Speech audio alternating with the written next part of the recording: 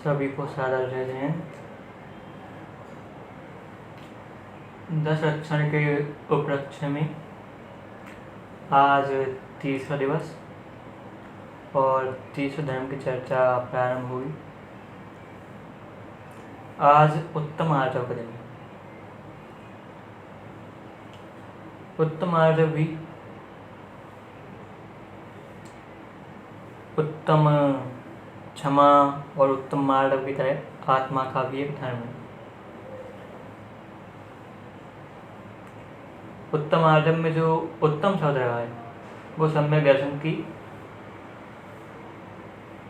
उपस्थिति का सूचक है, अर्थात जो आर्जव है वो तो जो माया कसा है उसके अभावपूर्वक उत्पन्न हुआ है, लेकिन जो उत्तम शब्द रहने से उससे ये निश्चय हो गया है कि वो वीतरागता का सूचक है, सम्यक दर्शन की सत्ता का सूचक है। अर्थात सम्यक दर्शन के द्वारा जो वीतराग भाव होकर माया कसाय का भाव होकर जो आत्मा का धर्म उत्पन्न होता है वही उत्तम आर्जव है। तो इस प्रकार का सभी के साथ लगा रहना चाहिए। इसी प्रकार से जो उत्तम क्षमा थी उसमें भी लग जाएगा कि सम्यक दर्शन के द्वारा वीतरागता हो, सम्यक दर्शन या सम्यक्त्व के कारण वीतरागता होकर और क्रोध आदि कसायों का पूर्णतः अभाव होकर जो आत्मा में जो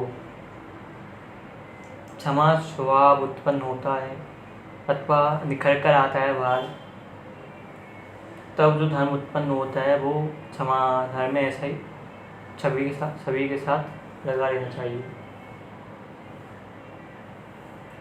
तो आर्जव, उत्तम आर्जव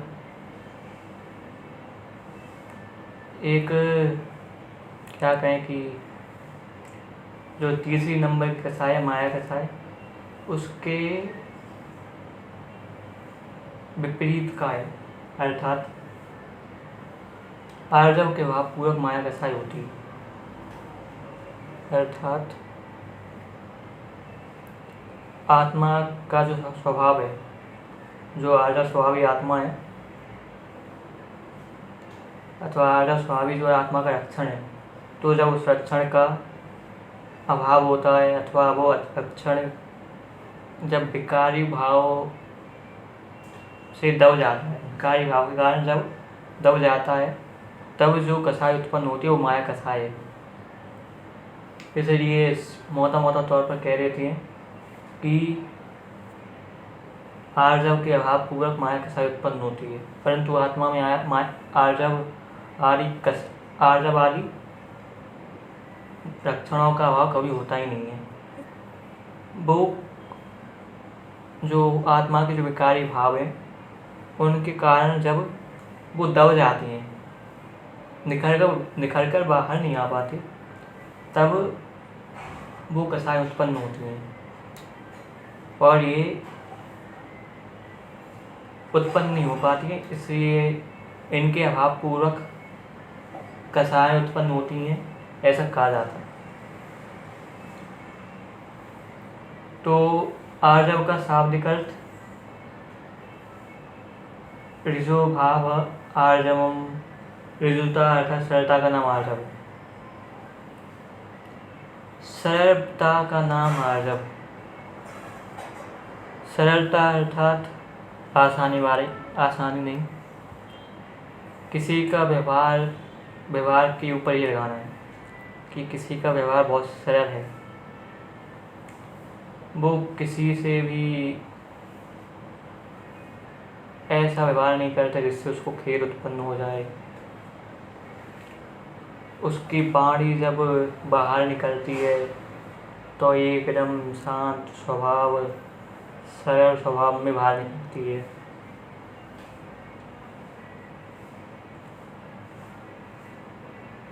सरलता एक क्या कहें कि जो सरलता है ना, वो एक ऐसा धन है जिसको लूटने के लिए माया रूपी चोर हमेशा फिरते रहते हैं कि कब हम वो चोर सोचते हैं कि कब हम इसकी सरलता को लूट रहे हैं और इसमें विकार उत्पन्न हो जाएगा इस व्यक्ति में। इसलिए ये सरलता जिसको भी प्राप्त होती है उसे बहुत संभाल कर रखना पड़ता है,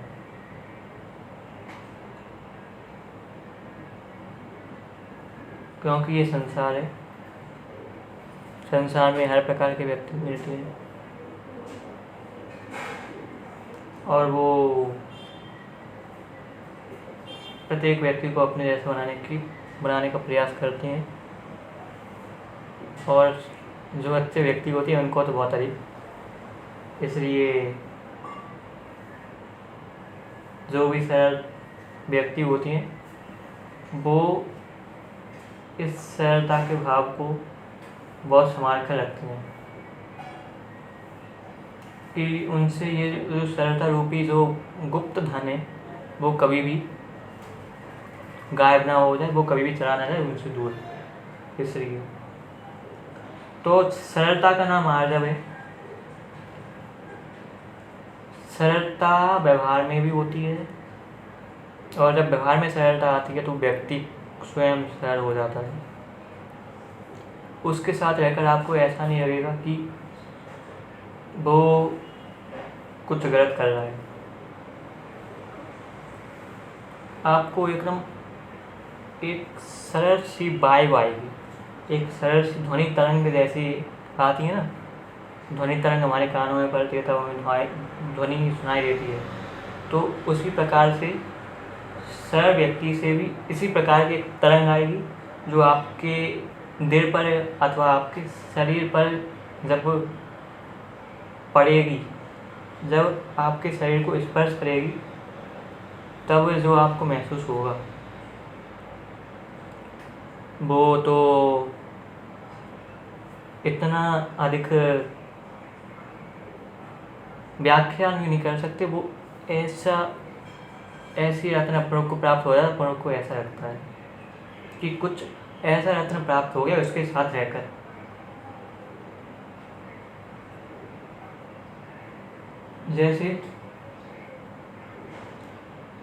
जैसी संगति होती है वैसी ही मति होती है, वैसी ही गति होती है, ऐसा सभी जानते ही होंगे कि जिस प्रकार की संगति करोगे वैसा ही फल मिलेगा। तो उसी प्रकार जब किसी सरल व्यक्ति की जब कोई संगति करता है तो जो फल मिलता है वो तो भारी वाह, हम स्वयं सरल हो जाते हैं तो सरल होने का प्रयास करने लगते हैं उस संगति के कारण।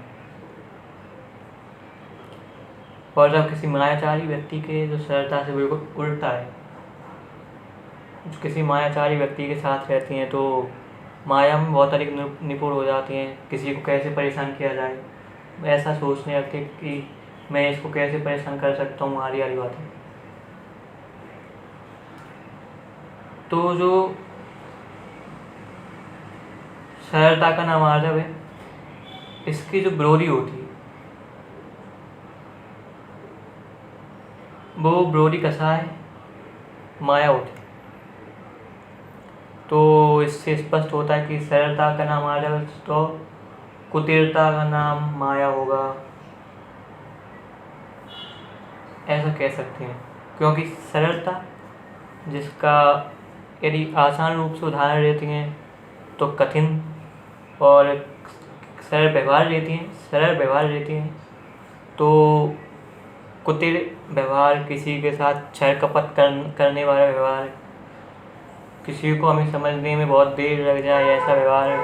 कोई व्यक्ति जब यदि हमारे साथ हो तो वो भी थोड़ा अच्छे से थोड़ा बुरा होने लगे, ऐसा व्यवहार माया कसाय के अंतर्गत आ जाए। और वो सरलता वाला व्यवहार से बिल्कुल उल्टा होगा, बिल्कुल उससे अपोजिट साइड वाला होगा। जो सिक्के की जो दो साइड रहती है ना, तो एक साइड सरलता, एक साइड ऐसा व्यवहार जो सरलता के अभाव पूर्वक होता है, जो सरल व्यक्तियों से बिल्कुल विपरीत व्यक्ति के अंतरंग में होता है, ऐसा व्यवहार।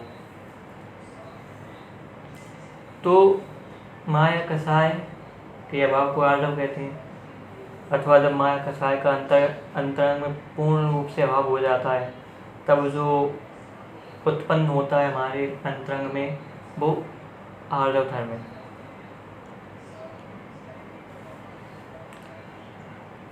तो आर्जव धर्म को समझने के लिए सबसे पहले थोड़ा माया कसाय को समझते हैं।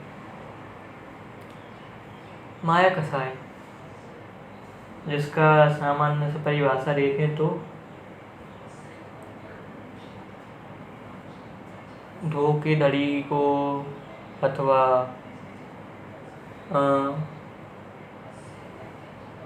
धोखा देने को, किसी से छल कपट करने को माया कहती है। ये बहुत आसान परिभाषा है। छल कपट करने को माया कहती है।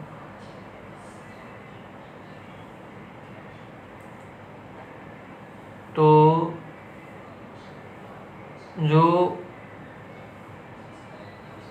माया कसाय करता है जो जीव,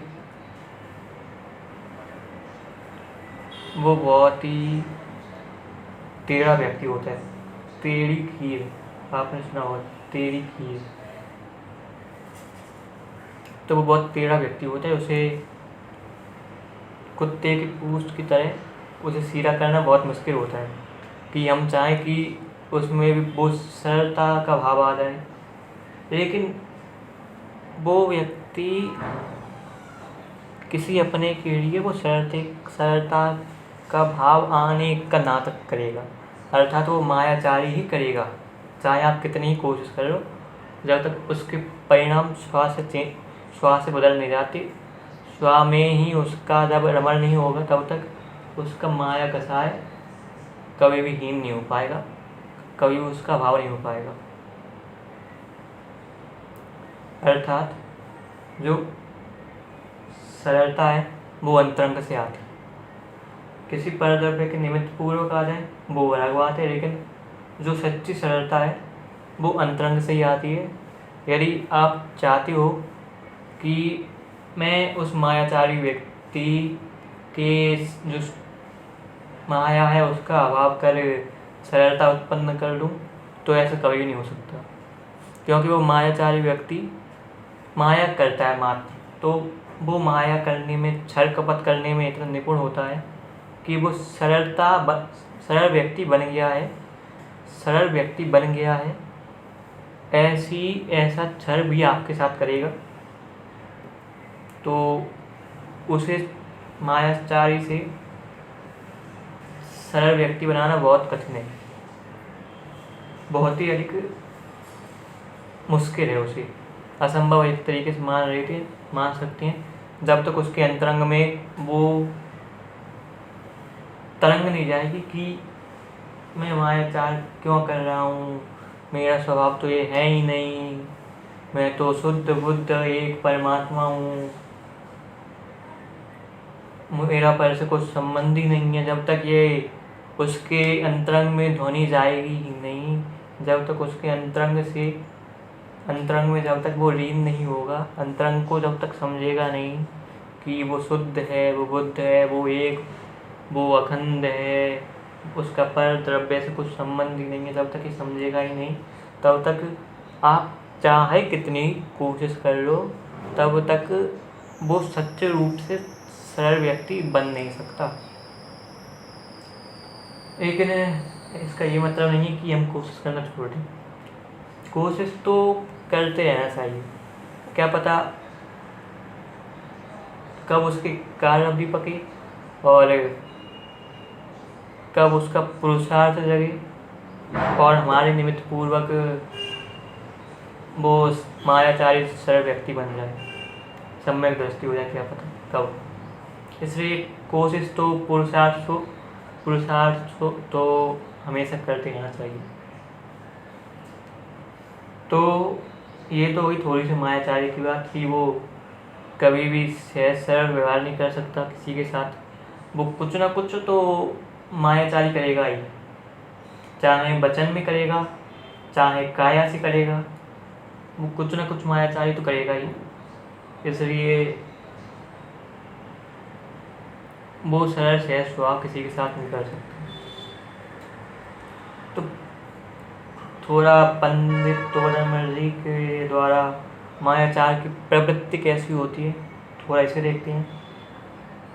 जब इसके माया कसाय उत्पन्न होती है तब छल द्वारा कार्य सिद्धि करने की इच्छा होती है। उसके अर्थ अनेक उपाय सोचता है। आप समझ, जब इसकी माया कसाय उत्पन्न होती है अर्थात जब आर्जव स्वभावी आत्मा के जो आर्जव धर्म है उसके अभाव पूर्वक जब माया कसाय उत्पन्न होती है तब छल द्वारा कार्य सिद्धि करने की इच्छा होती है कि उसकी कार्य सिद्धि कैसे भी हो जाए। मैं इस प्रकार की कार्य सिद्धि करूँगा, मैं इसमें भी छल करूँगा। मैं किताब पढ़ूँगा, उनको मुझे किताब पढ़ती हुई देखना है तो मैं ऐसे ऐसे पेज पढ़ता जाऊँगा, कुछ ध्यान ही नहीं दूँगा। ऐसे ऐसे मुख के सामने ऐसी किताब रख लूँगा और ऐसे ऐसे पेज पढ़ता जाऊँगा जल्दी जल्दी और कहूँगा कि मैं किताब पढ़ रहा हूँ। आदि आदि उसके अर्थ अनेक उपाय सोचता है कि उनको प्रसन्नता हो जाए। मैं ऐसी कार्य कि मेरी कार्य सिद्धि से यदि उनको प्रसन्नता हो जाए तो और मेरा भी कुछ इतना पुरुषार्थ न लगे तो मैं वैसी कार्य सिद्धि कैसे कर सकता हूँ। मायाचारी ये सदैव सोचता है। और कार्य सिद्ध उसके अनेक कार्य होते हैं कि किसी से कोई कार्य करवाना है तो उसको कैसे मनाया जाए। साम दाम दंड भेद जगत में चाक चलती है ये चीज़। तो उसने एक और जोड़ी माया छल कपट, छल कपट से थोड़ा मनवा दिया उसे तो वो अनेक उपाय सोचते किसी भी कार्य सिद्ध करने के। नाना प्रकार कपट के वचन कहता है। वो झूठ बोलने तक को तैयार हो जाता है मायाचार अपने कार्य सिद्ध करने के लिए। वो प्रत्येक प्रकार का जो बन सकता है उससे सही रूप से ईमानदारी से, जो बेईमानी से हर वस्तु बन सकती है। वो कुटिल वचन बोलेगा, वो कपटी वचन बोलेगा, वो झूठ बोलेगा, वो वचन में भी वही विकृति पैदा करेगा। आदि आदि बातें शरीर की कपट रूप अवस्था करता है। वैसी बात है कि वचन में भी बोलेगा, शरीर से भी वो झलकाएगा कि मैं ऐसी अवस्था में हूँ तो आप मेरी कार्य सिद्धि कर लीजिए। देखिए इसको एक उदाहरण समझते हैं। किसी हॉस्टल में, किसी छात्रावास में लगभग जो मुक्त छात्रावास चलती है ना, संस्था वाले, ट्रस्ट वाले, तो उन छात्रावास में जो विद्यार्थी पढ़ते हैं, जो निःशुल्क पढ़ाई करते हैं, तो उनसे लगभग हर प्रकार का मैनेजमेंट जो भी कार्यक्रम होता है वो उन्हें कार्य दिया जाता है कि तुम्हारे अंतर्गत ये आया है तो तुम ये करो। खाने की ड्यूटी दी जाती है कि खाना परोसो, अनेक कार्य कराए जाते हैं जो कहीं ना कहीं सही है। बच्चा कुछ सीखेगा उससे कि सभा कैसे संभाली जाती है। तो किसी बच्चे को वो पसंद नहीं था कि उससे कोई कार्य करवाए। तो उसने एक दिन क्या किया, अपने मित्र से कहा कि उनसे कह देना कि मैं बीमार हूँ और जब मित्र ने कहा, और जिससे मतलब कि जो वार्डन होती हैं, जो अधीक्षक होती हैं, तो वो जब देखने आए तो बीमारी का नाटक करने लगा। तो इस प्रकार से वो कार्य सिद्ध करने के, क्योंकि उसे ड्यूटी नहीं करनी है भोजन परोसने की, उसे अपना कार्य नहीं करना जो उसे दिया गया है, तो वो अनेक कपट रूप कार्य करता है। बाह्य वस्तुओं को अन्यथा बतलाता है कि मैं बीमार हूँ, मेरे शरीर हाथ पैर काम नहीं कर पा रहे, मैं इतना बीमार हूँ, आदि आदि बातें। तथा जिनमें अपना मरण जाने ऐसा भी क्षण करता है। इतना तो वो बच्चा नहीं कर सकता। तो जो मायाचारी व्यक्ति होता है, जो प्रत्येक कार्य जो उसे जब मुफ्त में करवाना होता है ना, कि ये 4 लाख का कार्य है, इसको आप 10,000 में कर दो, तो वो 10,000 में कराने के लिए वो प्रत्येक प्रकार से, वो हर प्रकार से वो उस कार्य की सिद्धि के लिए 10,000 में हो जाए वो कार्य, तो अनेक प्रकार के वो लगाता है कि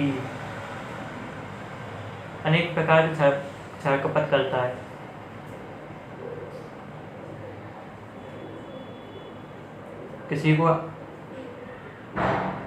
किसी को अगवा करना हो, अथवा किसी की कोई चीज़ चुरानी हो, तो वो हर प्रकार के कार्य करता है। और जिसमें अपना मरण हो जाए ऐसा भी कार्य करता है। तो इस प्रकार की बात है। कपट प्रकट होने पर स्वयं को बहुत बुरा हो, मरणाधिक हो, उसको भी नहीं गिनता। वही बात है कि उसको कपट प्रकट हो गया है, उसको 10,000 में कार्य करवाना है, 4 लाख का कार्य 10,000 में करवाना है, तो वो हर प्रकार का कपट करता है। साम दाम दंड भेद, इनमें जो जो कुछ बन सकता है वो करता है, चाहे उसमें उसका मरण स्वयं का बहुत बुराई क्यों ना हो, कि उसने जो आज कार्य किया है उसको कर जाकर उसका क्या फल मिलेगा, वो कुछ सोचता ही नहीं है। आज उस वर्तमान में उसके कार्य सिद्धि हो जाए सो बहुत है उसके लिए, भविष्य की उसे कोई चिंता ही नहीं रहती। इसलिए तो मायाचारी माया करती हैं। अगर भविष्य की चिंता होने लगी तो भी वो सोचता है कि आज ऐसा किया है तो कल भी ऐसा कर देंगे, बच जाएंगे और कितना, लेकिन कर्मों से कैसे बचोगे वो अलग बात है। तथा माया होने पर किसी को पूज्य व इष्ट का भी संबंध बने तो उनसे भी छल करता है, कुछ विचार नहीं करता। माया होने पर किसी पूज्य या इष्ट का भी संबंध बने, कोई पूज्य व्यक्ति हो अथवा कोई इष्ट व्यक्ति हो, कोई मित्र हो, उसको भी संकट में डालना चाहे तो डाल सकता है, उससे भी छल करना चाहे कर सकता है, क्योंकि उसे मात्र एक ही लक्ष्य है, उसका 10,000 में कार्य की सिद्धि करना, और हो सके तो फ्री में कार्य की सिद्धि करना। तो वो हर प्रकार का कार्य करता है, हर प्रकार का कपट किसी न किसी के साथ तो करता ही है। तो ऐसी उस मायाचारी की प्रवृत्ति रहती है। यदि छल द्वारा कार्य सिद्धि ना हो तो स्वयं बहुत संतापवान होता है, अपने अंगों का घात करता है तथा विष आदि से मर जाता है। ऐसी अवस्था होने पर माया होती है। इस प्रकार की बात महाडम में भी आई थी। तो वो ये कि जब मान में भी उसके जब मान खंडित होता है, जब वो ऊपर नहीं जा पाता है किसी से, तो वो विषारी पीकर मर जाता है, क्योंकि उसके अपनी इज्जत प्यारी है मात्र, उसको तो अपना जीवन प्यारा है ही नहीं। तो ऐसे ही जब उसको उसकी माया से कार्य सिद्ध ना हो, यदि 10,000 में कार्य सिद्ध ना हो तो वो बहुत संताप के, मैंने इतने छल किए जीवन में तो भी मैं ऐसा कार्य सिद्ध नहीं कर पाया, मैं इतना निपुण था छल कपट करने में तो भी मैं नहीं कर पाया। तो ऐसी ऐसी बातें सोच सोच कर वो बेसारी से मर जाता है। ऐसी अवस्था मायाचारी की बनती है, माया होने पर होती है। तो इस प्रकार से तोलामल जी ने बहुत अच्छा निरूपण किया है।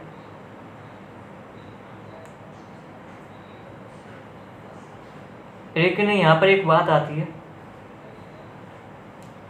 वो तोरमल जी के वक्तव्य या व्याख्यान से थोड़ी अलग है, कि जो कार्य सिद्धि होती, मायाचारी जो हमने जो इतना पूरा पढ़ा, उसमें जो कार्य सिद्धि के कारण जो होता है, लेकिन वो व्यक्ति ये नहीं सोचता कि जो कार्य सिद्धि होती है वो पूर्व पुण्यों के कारण होती है, कि पूर्व में उसने कितना पुण्य किया होगा, पूर्व में उसने क्या कमाया होगा, पूर्व में उसने क्या छल कपट किए होंगे, क्यों इसे मनुष्य भव में इस जगह जन्म मिला है, और उसका क्या पुण्य है, उसने पिछले जन्म में अथवा पूर्व में कुछ जो अच्छे कर्म किए होंगे, उससे ही उसके कार्य की सिद्धि होगी तो होगी, नहीं होगी तो वो कितना भी छल कपट कर ले, कितनी भी माया दूसरों से कर ले, दूसरों को संकट में डाल दे, स्वयं को संकट में डाल दे, उसकी कोई भी कार्य सिद्धि नहीं होगी। ऐसी बात।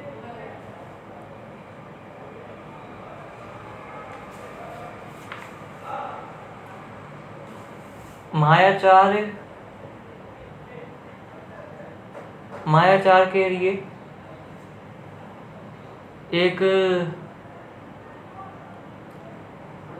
आचार्य हुए शोभचंद्राचार्य, उन्होंने कुछ पंक्तियाँ लिखी हैं अथवा कुछ श्लोक लिखे हैं, तो उनको ना पढ़कर उनके अर्थ को देखते हैं। बुद्धिमान लोग कहते हैं कि माया को इस प्रकार जानो कि वह अविद्या की जन्मभूमि, अपयश का घर, पाप रूपी कीचड़ का बड़ा भारी गड्ढा, मुक्ति द्वार की अरगड़ा, नरक रूपी घर का द्वार, और शील रूपी सार वृक्ष के वन को जलाने के लिए अग्नि है। तो जब माया उत्पन्न होती है तो वो अविद्या की जन्मभूमि होती है। कैसे कि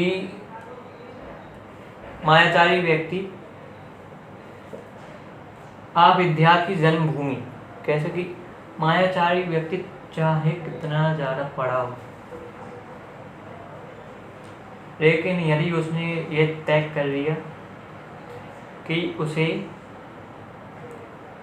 वो जो कार्य है, कार्य को सिद्ध करना है, वो मात्र छल कपट से करना है, तो वो उस कार्य को मात्र छल कपट से करेगा।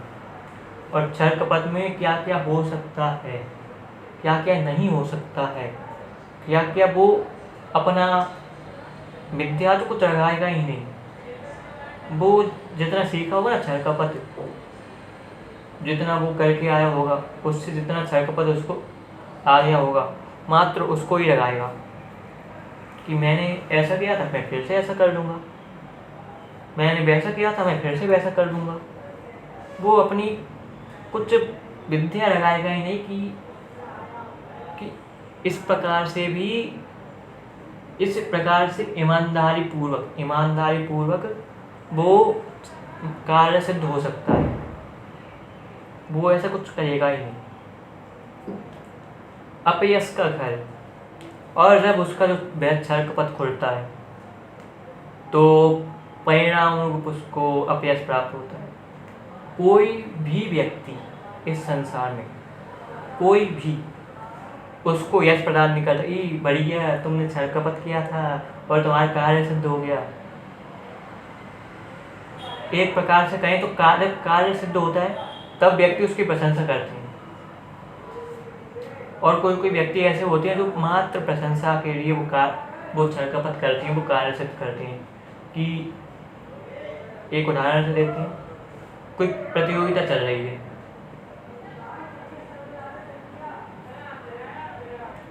तो उस प्रतियोगिता में एक व्यक्ति को एक चैलेंज दिया गया, चैलेंज समझती होगी कि इतने समय में जीतोगे तो तुम्हें इतना मिलेगा, ये ही मिलेगा। तो वो कर लेता है कार्य कि उसके प्रतियोगी के रूप में उस वहाँ का सबसे तेज अथवा सबसे अधिक कार्य करने वाला व्यक्ति होता है, तो और वो दूसरे नंबर पर होता है जिसे वो चैलेंज मिला था। तो वो किसी ना तो वो जो दूसरा व्यक्ति है, जैसे चैलेंज मिला था, जब वो व्यक्ति ये चाहता है कि ये व्यक्ति इस प्रतियोगिता में हिस्सा ही न ले, तो वो अनेक प्रकार के अनर्गल रूप से, अनेक विभिन्न प्रकार के रूप से वो माया करता है, ऐसा जाल बिछाता है कि वो आ ही ना पाए। जैसे पिछले युद्धों में षड्यंत्र रचे जाते थे, तो वो भी मायाचारी के अंतर्गत ही आएंगे कि इस योद्धा को कैसे मारा जाए, इस योद्धा को कैसे हराया जाए, क्योंकि ये तो यदि ये जिंदा रहा तो हमारी पूरी सेना तबाह कर देगा, हमारे पूरे संसाधन तबाह कर देगा। तो अनेक प्रकार के षड्यंत्र रचे जाते थे।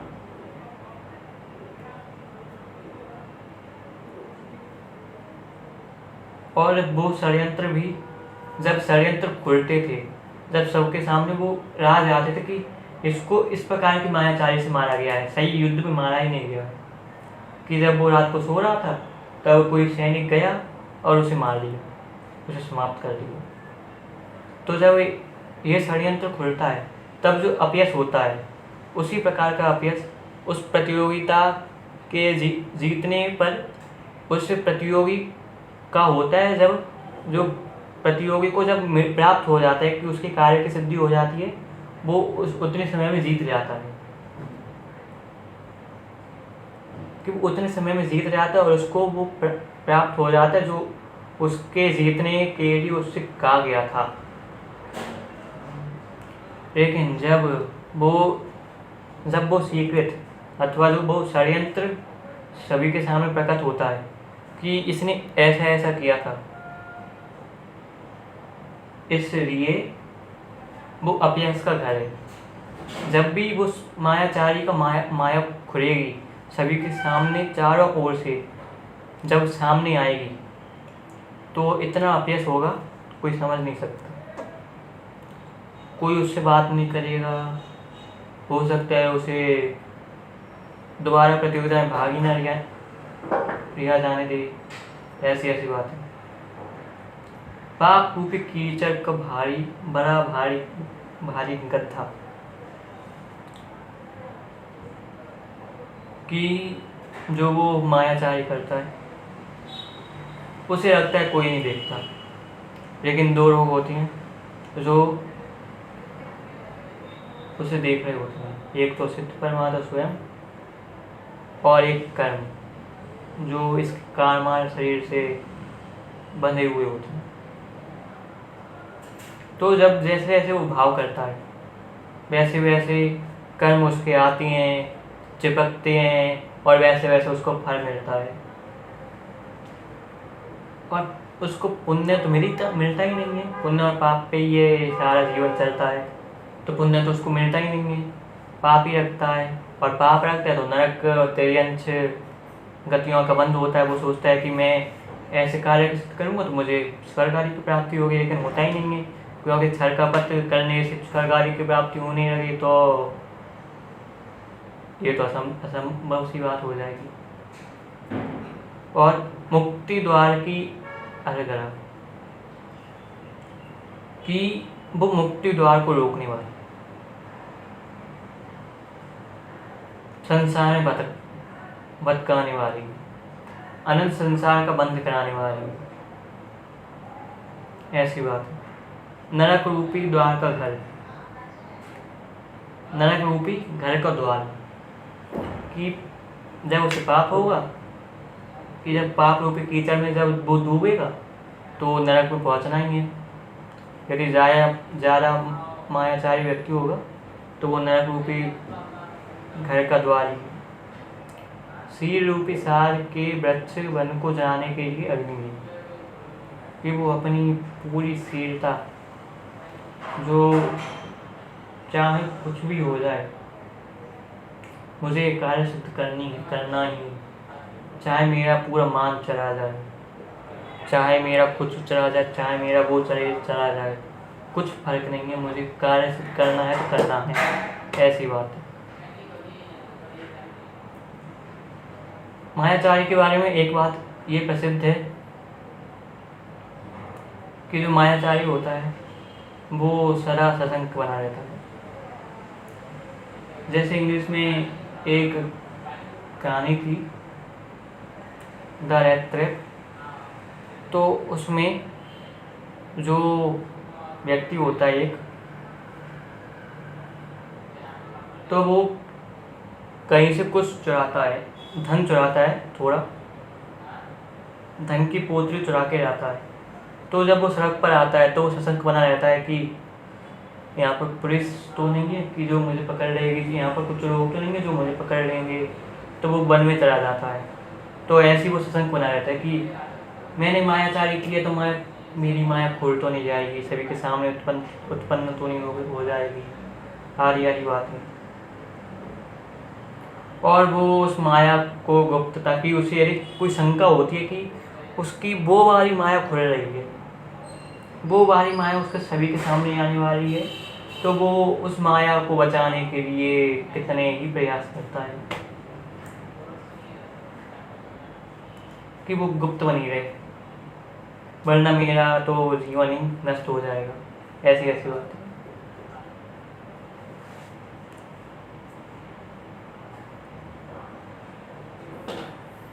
जगत में थोड़ा टॉपिक बदलती हूँ, अब मायाचारी हटकर माया पर आती हैं कि जगत में जो माया है और जो आर्य धर्म दोनों को 3 चीज़ों से बताया जाता है, मन, वचन और काया। कैसे कि मन में होए सो वचन उचरिए, वचन होए सो तन सो करिए, ऐसी पंक्ति आती है। तो इसी प्रकार से जग में बताया जाता है। लेकिन इसमें एक ये बात आ जाती है कि यदि ऐसा कह दिया कि जो उस किसी व्यक्ति के मन में है और उसने वो वचन में आ गया, और जो वचन में कहा वो यदि तन से कर दिया, तो क्या उसके आर्य धर्म प्रकट हो गया होगा, माया कसाय का भाव होगा। यदि ऐसा कहें तो बहुत सशंक रूप से रहते हैं, बहुत संशय बना रहता है कि ऐसा कैसे हो सकता है कि जगत में हर प्रकार के व्यक्ति मिलते हैं। कोई विरोधी होता है, कोई किसी का बुरा चाहता है, और परिणाम निरंतर आते रहते हैं कि मैं इसका बुरा कब करूँगा, मैं ऐसा कब करूँगा, उसने मेरा ऐसा किया तो मैं ऐसा कब करूँगा। ऐसी ऐसी बातें निरंतर आती रहती हैं। तो जब यदि ऐसा कहें कि जो मन में है वो वचन में लाएं, और जो वचन में आए वो तन से करें, वो काया से करें, तो यदि इस प्रकार से कहें तो आर्य धर्म की जो सरलता है, आर्य धर्म को जो सरलता रूपी संज्ञा से संबोधित किया जाता है, तो वो सरलता रूपी संज्ञा उस आर्य धर्म पर कभी लगेगी ही नहीं। क्योंकि यदि ऐसा करने से सब ये नियम सभी पर लागू हुआ। पहली बात कि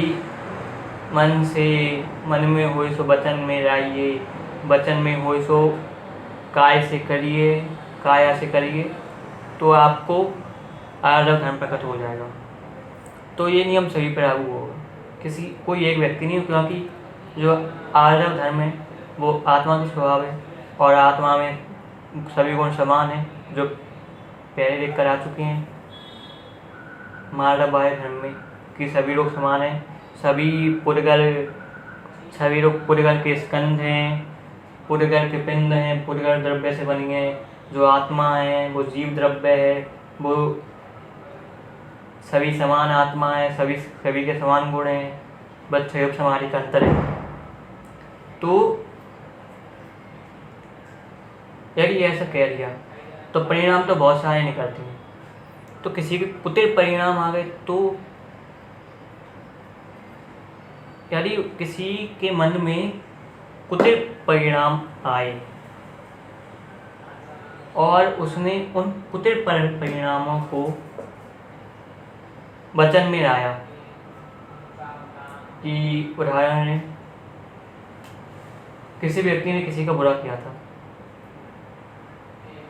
तो जो दूसरे जिसका बुरा हुआ है अब वो भी बुरा करने को सोचेगा,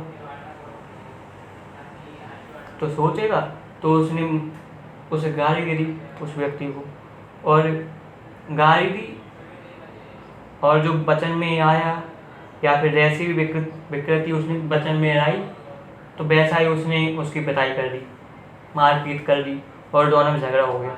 तो ये तो आर्य धर्म हो ही नहीं सकता, क्योंकि ये तो आर्य धर्म की सरलता का नाम है, आर्य धर्म की सरलता है। तो ये बात कहाँ से आई?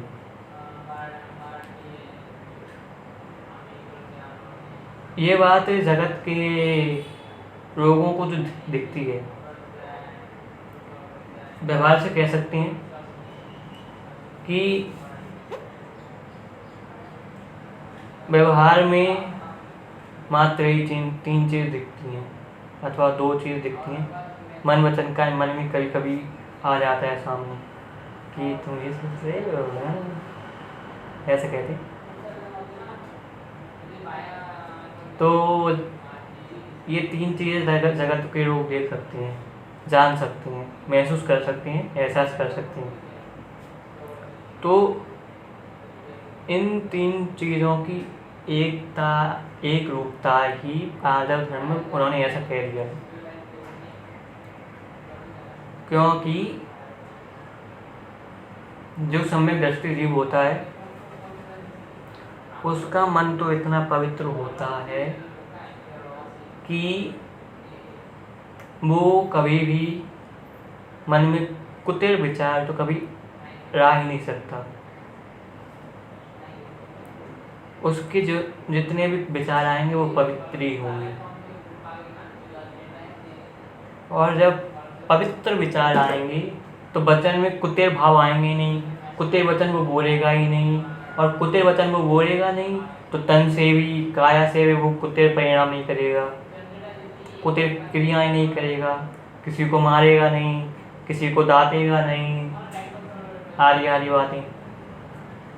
तो इसलिए वो जो सम्यक दृष्टि जीवों को देखकर, मुनियों को देखकर, जिनको अनंतानुबंधी या प्रत्याख्यानावरण और प्रत्याख्यानावरण कषायों का अभाव हो गया है और संजोन कषाय का उदय है, मंद उदय है, मंदतम उदय है, तो उनकी ऐसी चर्या देखकर जगत के लोगों ने ऐसी परिभाषा बना दी है आर्य धर्म की। लेकिन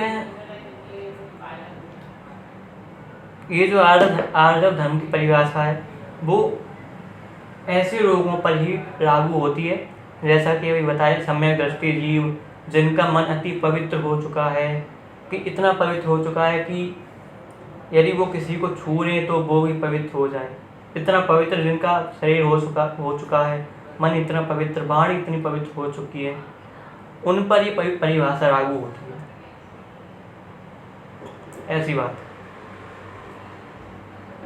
तो यदि कुछ लोग अभी भी शंकित हों तो उनके निराकरण रूप मेरे पास जो किताब है धर्म के दर्शन, उसमें उसके निराकरण रूप एक पंक्ति लिखी है, एक पैराग्राफ लिखा है, उसे पढ़ता हूँ। आर्य धर्म और माया कषाय की उक्त परिभाषाएं, जो मन वचन काय वाली परिभाषा थी, जो सभी लोगों पर लगाने की बात चल रही थी, तो उक्त परिभाषाएं स्वीकार करने पर आर्य धर्म और माया कषाय की उपस्थिति मन वचन काय भारों के ही माननी होगी। क्योंकि मन वचन काय की एक रूपता या विरूपता मन वचन काय वालों के ही संभव है। जिनके मन वचन काय ही नहीं है उनके नहीं। अब आप पूछेंगे कि मन वचन काय वाला कौन नहीं होता? होती हैं, सिद्ध होती हैं, एकेंद्रिय जीव होती हैं, एकेंद्रिय से लेकर पंचेंद्रिय जीव होती हैं, असंख्य पंचेंद्रिय।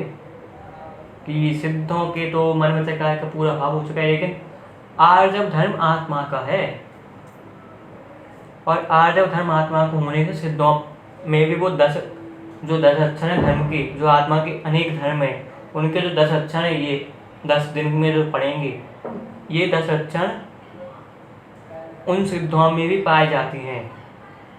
ऐसी बात। तो यदि मात्र मन वचन काय तक उस आर्जव धर्म को सीमित कर दिया तो सिद्धों के उसका अभाव हो जाएगा, और वो अव्याप्ति दोष से सहित हो जाएगा कि वो आत्मा का बचेगा ही नहीं। क्योंकि सिद्ध तो अरूपी हो चुकी हैं, आत्म उनका शरीर तो नष्ट हो चुका है, तो मन तो उनके है ही नहीं। वो तो मात्र आत्मा का चिंतन मनन, आत्मा में ही ध्यानस्थ अनंत ज्ञान दर्शन के धारी हो चुके हैं, केवल ज्ञान के धारी ऐसे सिद्ध हो चुके हैं। तो सिद्धों के जब मन वचन काय का अभाव है तो अव्याप्ति दोष से दूषित हो जाएगा ये परिभाषा। क्योंकि इस परिभाषा को यदि सर्वथा सत्य मान लिया कि जिनके मन वचन काय है उन और जिनको मन वचन काय की एक रूपता है तो उनको ही आर्जव धर्म है, तो ये लागू नहीं होगा सिद्धों पर। और ये मात्र एक देश मात्र जिनको मन वचन का तीनों की एक रूपता है, तीनों जिनके में पाए जाते हैं, जो ये जो शरीर है पुरगर का, इसमें तीनों मन वचन और काय तीनों पाए जाते हैं, और संगीय तो मन पाया जाता है। तो उनके ये मात्र उन तक ही सीमित रहेगा आर्जव धर्म, आत्मा तक सीमित रहेगा ही नहीं। और जब आत्मा तक सीमित नहीं रहेगा तो आर्जव धर्म तो आत्मा करेगा ही नहीं, ये तो पुरगर का हो जाएगा, और पुरगर का आर्जव धर्म कभी हो नहीं सकता, क्योंकि पुरगर कभी जानता ही नहीं है। ये तो व्यवहार में आएगा, फिर मात्र व्यवहार से ही रहेगा। अंतरंग में तो आर्जव धर्म कभी भी धारण हो ही नहीं सकता। कि कोई कहे कि जैसे पिछले पढ़ के आ चुके हैं कि अनंतानुबंध या प्रत्याख्यान संजुरन, ये 4 दशाएं हैं, और ये आत्मा में ही विरूपता रूप आत्मा की विकारी है। तो आत्मा के विकारी भाव कसाय हो ही नहीं, ऐसी बात हो जाएगी। फिर जिनके मन वचन काय ही नहीं उसके नहीं, मन वचन काय के अभाव में उसके उनमें एक रूपता या विरूपता का ही प्रश्न ही नहीं उठता। कि और देखिए, आर्जव धर्म आत्मा का है, तो सिद्ध तो इतने पवित्र हो चुके हैं कि उनके आत्मा में कभी भी कुटिल भाव उत्पन्न ही नहीं होते। लेकिन जो एक इंद्रिय आदि जीव आत्मा, जो एक इंद्रिय आदि जीव हैं, एक इंद्रिय से लेकर असंगी पंचेंद्रिय तक, उन जीवों के आर्जव धर्म, उन जीवों के आत्मा है, तो आत्मा है तो आर्जव धर्म भी होगा ही।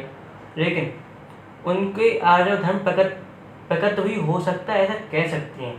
शास्त्रों में लिखा है कि यदि आत्मा सम्यक दृष्टि है, यदि जीव सम्यक दृष्टि है, आत्मा में यदि जीव ने अपने स्वरूप को पहचान लिया, अपनी आत्मा को पहचान लिया है, तो जो आत्मा को पहचानने के कारण जो शरीर से उत्पन्न जो आत्मा में जो विकारी भाव है उनका जब नाश हो जाएगा, तो जो उत्पन्न होगा आर्जव धर्म, आर्जवादी 10 धर्म में जब वो उत्पन्न होंगे तो वो आत्मा के अंतरंग में होंगे, तो वो उनको मन वचन काय तक सीमित नहीं कर सकते। और यदि मन वचन काय तक सीमित कर दिया तो 2 बात होंगी, एक तो सिद्धों के नहीं होगा वो, ठीक है, और सिद्धों के नहीं होगा तो वो मनुष्यों तक ही सीमित रहेगा जो संघी पंचेंद्रिय हैं। और दूसरी बात ये होगी कि जो एक इंद्रिय वाले जो जीव हैं, जिनको शास्त्रों में कहा है जिनके 23 कसाएं होती हैं, जिनको 23 कसाएं होती हैं, उनको ये आर्जव धर्म, उनको ही तो उनको भी ये आर्जव धर्म प्रकट नहीं होगा।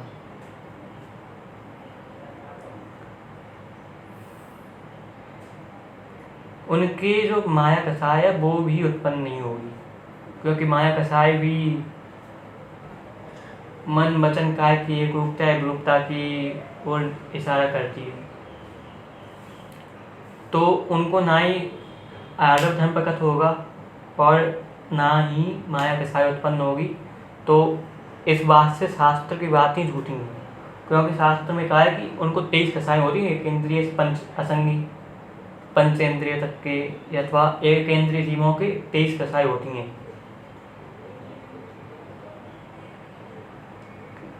तो 23 कसायों में वो 4 कसाय तो कंपल्सरी हैं, वो तो अनिवार्य 4 कसाएं हैं, अनंतानुबंधिया, प्रत्याख्यान, प्रत्याख्यान, संजुरण, ये 4 कसाएं कंपल्सरी अनिवार्य हैं।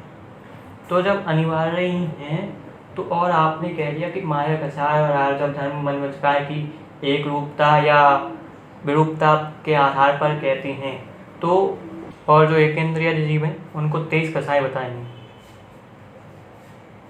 तो शास्त्रों की बात झूठी कह देंगे यदि ऐसा कहा कि मन वचन काय से ही उनके माया कसाय और आर्जव धर्म प्रकट होता है, तो शास्त्रों की बातें झूठी हो जाएगी। शास्त्रों की बात झूठी होगी तो सभी बातें झूठी हो गई कि कसाय होती भी हैं, अनंतानुबंधी होती हैं, अप्रत्याख्यान आदि कसाय भी होती हैं, तो सभी बात झूठी हो जाएंगी।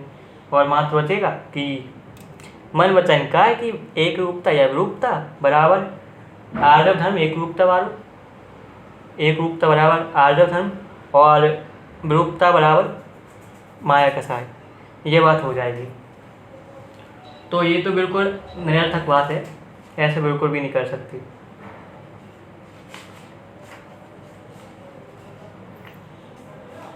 तो ये जो पंक्ति कही है कि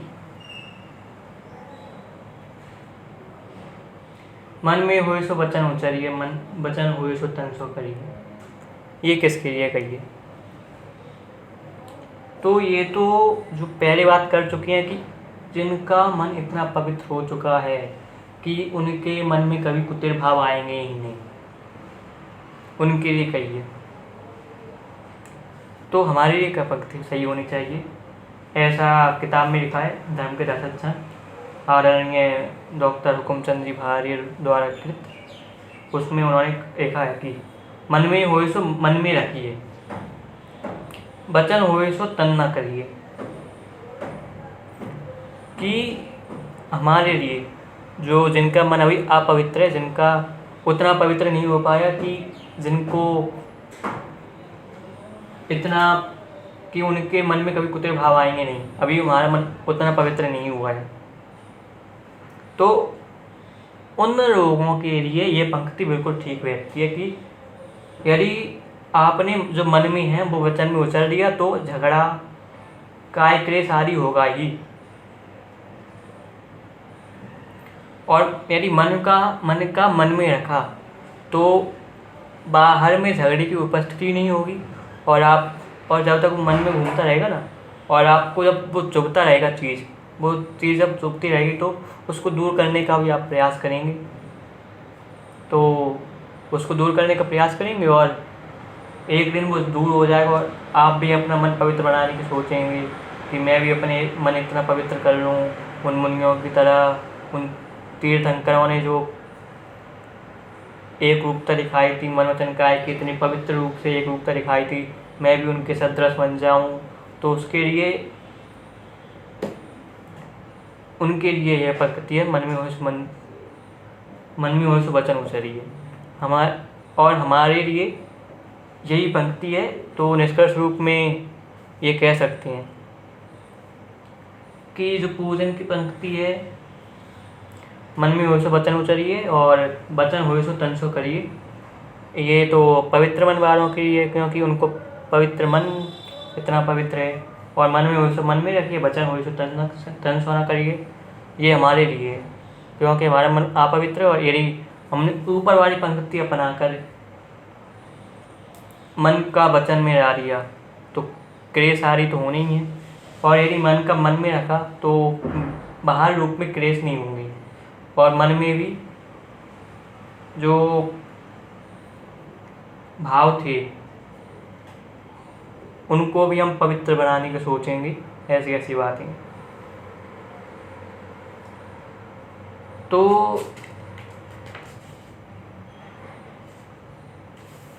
थोड़ा सा ये देखते हैं कि अब जिन मुनियों की बात कर रहे हैं वो मुनि कैसे हैं, उन पर ये पंक्ति क्यों लागू होती है। तो एक पंक्ति है, दिन रात आत्मा का चिंतन मधु संभाषण में वही कथन, निर्वस्त्र दिगंबर काया से भी प्रकट हो रहा अंतर्मन। कि दिन रात आत्मा का चिंतन, वो तो जो मुनिराज हैं वो दिन रात आत्मा का चिंतन करते हैं, इसलिए मृदु संभाषण में वही कथन। इसलिए आत्मा का चिंतन होने से उनका जो संभाषण होता है, उनका जो वचन होते हैं, उनमें वही आत्महित की बातें आती हैं, उनमें वही वो पवित्र बातें आती हैं, कभी भी कुछ बातें नहीं आती। निर्वस्त्र दिगंबर काया से भी प्रकट हो रहा अंतर्मन, और उनकी काया भी उनके इतनी पवित्र हो चुकी है। तो इसलिए मुनियों पर तो ये बात लागू होगी ही कि मन में हुई सो वचन उचरिए, और वचन हुए सो तन सो करिए, लेकिन हम पर लागू नहीं होगी, क्योंकि हमारी स्थिति अभी उन मुनियों की तरह नहीं हुई है। हमारा मन उन मुनियों की तरह पवित्र नहीं हुआ है।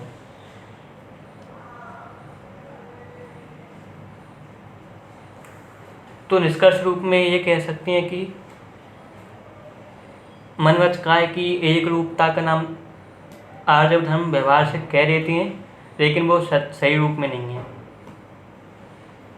वो तो व्यवहार रूप से व्यवहार चलाने के लिए कहने पड़ता है, क्योंकि व्यवहार में मात्र यही 3 चीज़ें दिखती हैं।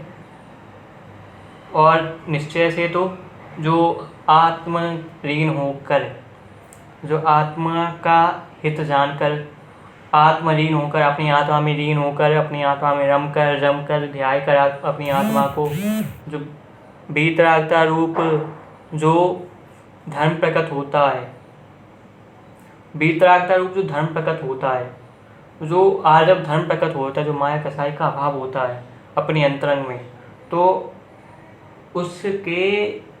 उसको निश्चय से आर्जव धर्म कहते हैं, उत्तम आर्जव धर्म कहते हैं। और वही उत्तम आर्जव धर्म माया कसाय के अभाव रूप उत्पन्न होकर हमारी आत्मा को पवित्र बनाता है और मन को भी पवित्र बनाता है। और जो पंक्ति थी, मन में हुए सो वचन उचरिए, उसके लिए हमें तैयार करता है। या फिर जब हम अपनी आत्मा में रमते हैं तब हम उस पंक्ति के लिए तैयार होते हैं, क्योंकि हमारा मन जब अपनी आत्मा में रखता है, जब हम अपनी आत्मा में रम जाते हैं तो वचन तो मन तो इतना पवित्र हो जाता है कि कभी भी कुत्ते भाव आते ही नहीं। ऐसी बात है। और जो सच्ची माया है, आर्जव धर्म तो समझ लिया, तो सच्ची माया भी थोड़ी समझ लेते हैं कि सच्ची माया वही है कि लोग समझते हैं कि मन वचन काय की विरूपता, अर्थात मन में उसने बुरा किया, वचन में नहीं, मन में कुछ और जो सोचा, वचन में कुछ और बोला, काया से कुछ और किया, ये तो मन वचन काय की विरूपता है। लेकिन ये नहीं है, बल्कि जो माया कसाय है वो आत्मा की विरूपता, जो आत्मा में जो विकारी भाव उत्पन्न होती हैं, आत्मा की कुटिलता, जो आत्मा के विकारी भावों के कारण जो आत्मा जो परिणाम होते हैं उत्पन्न, उनके बस होकर जो माया कसाय उत्पन्न होती है, उसको यहाँ पे माया कसाय कहना सही है। क्योंकि माया कसाय आत्मा का विकारी भाव है, और वो जो आत्मा को स्वभाव आर्जव धर्म है उसके अभाव रूप प्रकट होता है, उसका विपरीत भाव है। इसलिए स्वभाव का विपरीत भाव विभाव होता है, इसलिए आर्जव धर्म का विपरीत भाव माया कसाय होगी, और आर्जव धर्म आत्मा में प्रकट होता है, इसलिए माया कसाय भी आत्मा का विकारी भाव होने से उसका सच्ची माया कसाय वो आत्मा में ही उत्पन्न होती है। ये बात तो जो व्यक्ति होता है